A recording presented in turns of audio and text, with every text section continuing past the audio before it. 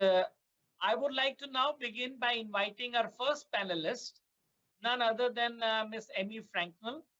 She is presently the Executive Secretary of the Convention on Migratory Species, or CMS as we call it, and she is joining us or has joined us live from Bonn. So welcome, Emmy. Emmy brings with her over 3 decades of professional experience in international environmental law and policy, and has held senior positions in the UN system, including the legislative and executive branches of the US government, and also in private law practices. She holds the Juris Doctorate from Harvard Law School. So, Amy, we plunge into action and taking advantage of your vast experience and your intense involvement with the conservation of migratory species. I have 2 questions for you, beginning with what are the actions needed for the conservation of migratory wildlife, and how does combating wildlife crime protect biodiversity and at the same time prevent zoonotic diseases? So our audience would like to know answers of these questions based on the work that you do and the experience that you have. So over to you, Emmy. Okay, thank you so much, Vino. It is really a pleasure to join you here and to participate in this World Sustainable Development Summit, which I understand is its 20th anniversary. So I want to say many thanks and congratulations to Dr. Ajay Mathur and your team. And thank you so much for having me. It is wonderful to be back in India, at least virtually.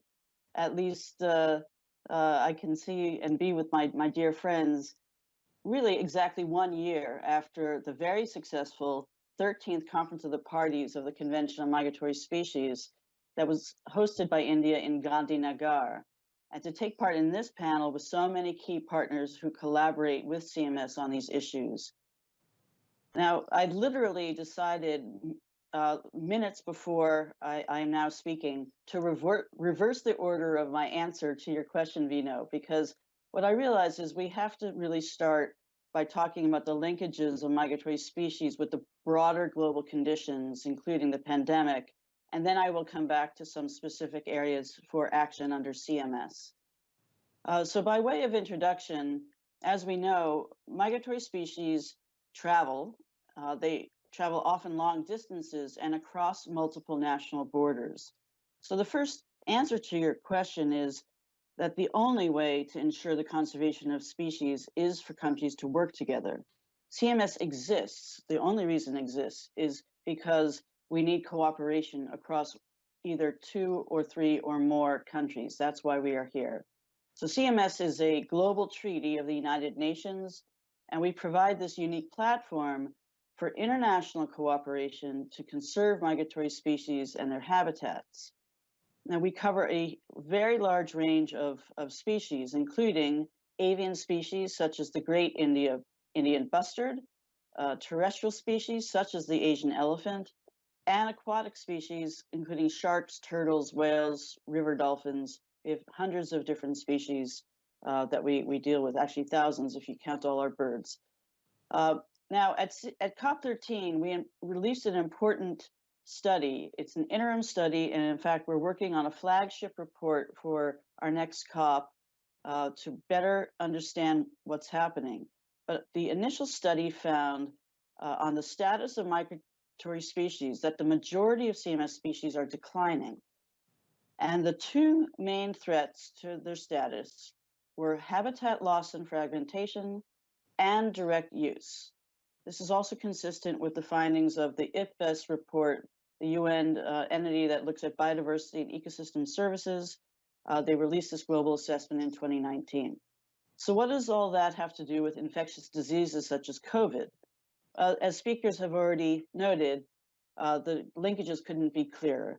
Now, CMS itself has been dealing with wildlife diseases for many years, starting with avian influenza back in early 2000s. The risks that have been documented are that the same risks that increase the likelihood of infectious diseases such as COVID-19 are the same risks that are causing the decline of species. So, in other words, if we work to protect species, we're also going to be working to protect our own health. And those two risks, again, are first the destruction of and fragmentation of natural habitat and the encroachment of activities that bring humans and their livestock in close proximity to wild species, which increases the risk of spillovers of pathogens to humans. And there's also the direct use of wild species, which I'll talk about a bit further.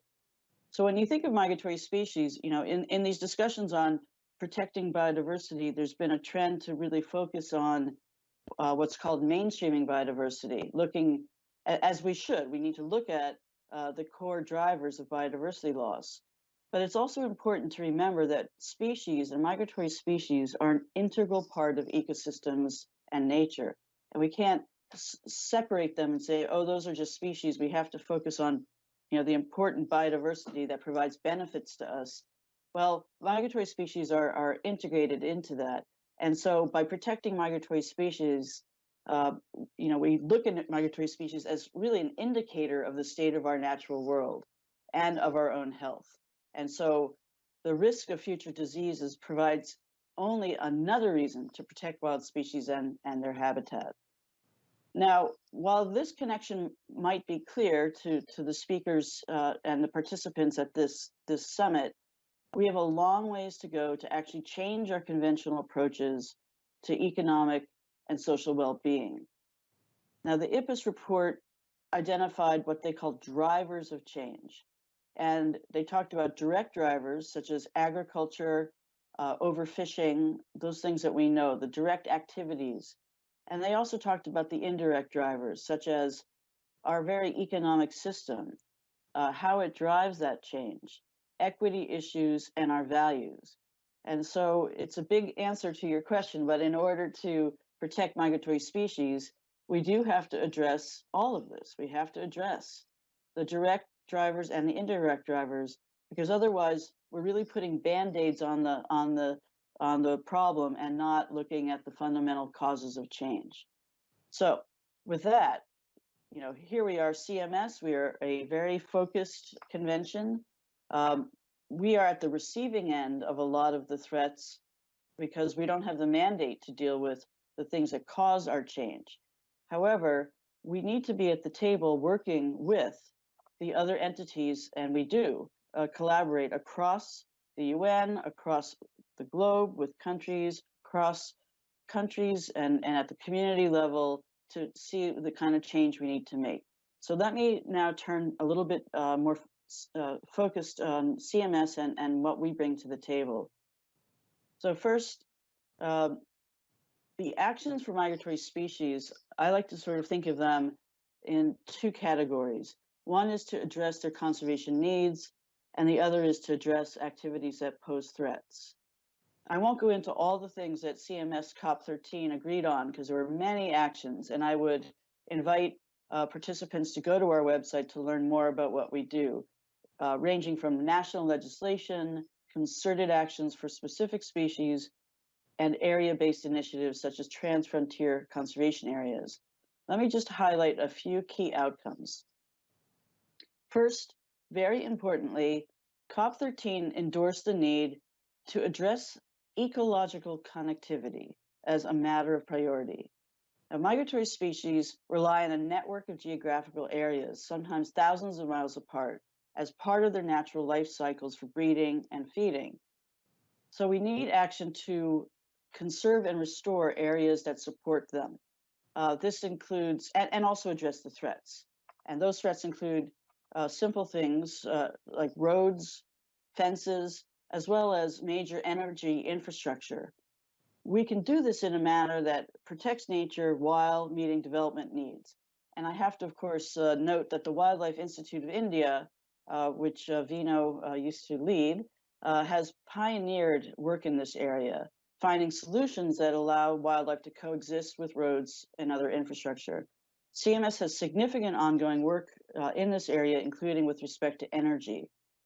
Now, the importance of connectivity is gaining traction as a priority for the post-2020 Global Biodiversity Framework because it's a powerful tool for achieving the objectives of not only CMS, but the Convention of Biodiversity, as well as the Climate Change Treaty, and also the Desertification Treaty.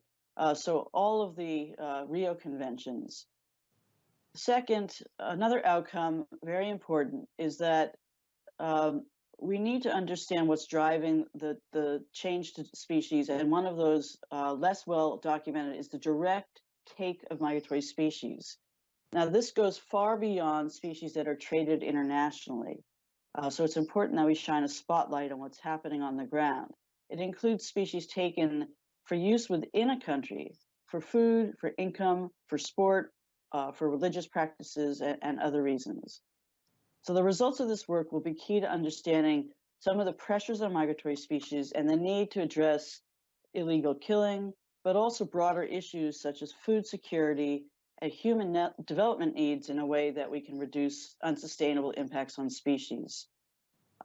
Two last points.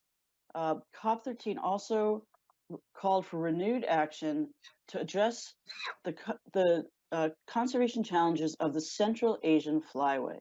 Now, this covers 30 countries, including India, and India stepped up to really make a commitment to lead and contribute to this.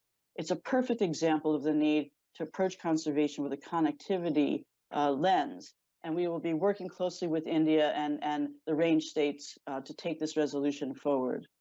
My last point is that COP13 also recognized the importance of community engagement for both species and habitat conservation.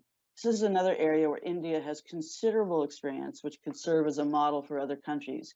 And so by my response, I hope you see that I've gone from the global and the huge implications of COVID, migratory species, and how it's connected to our own well-being, all the way down to the community level.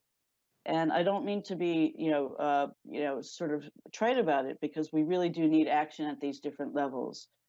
We need to work together to show good examples, successes, and how it's possible for human development and well-being to live hand in hand with the conservation of nature. It's possible. There's great examples in India, but we also need to work across our own silo with partners to address the broader issues of biodiversity, what's driving it both directly and indirectly.